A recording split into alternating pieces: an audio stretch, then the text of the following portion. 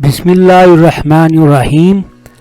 کاروبار ہو یا ملازمت میں عدم سکون، گھریلو ناچاقی ہو یا کالے جادو کا خوف، الغرض یہ کلمہ پڑھنے والوں پر شیطانی اعمال کا اثر نہیں ہوگا۔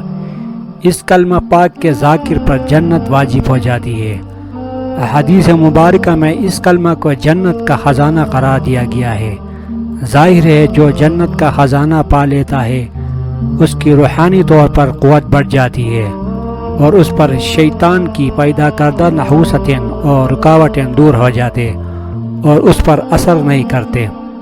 جنت کے خزانہ کو طلب کرنا ہر مسلمان کا حق اور فرض ہے۔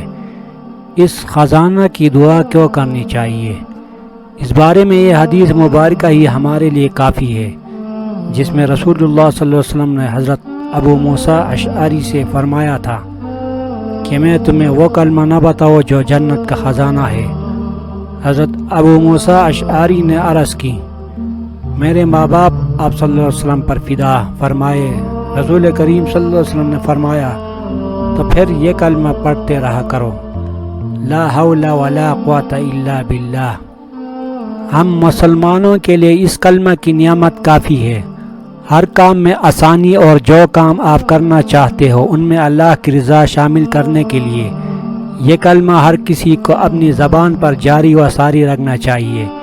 کسی بھی برے کام سے رک جائیں گے اور جائز کاموں میں خیر و برکت پیدا ہوگی۔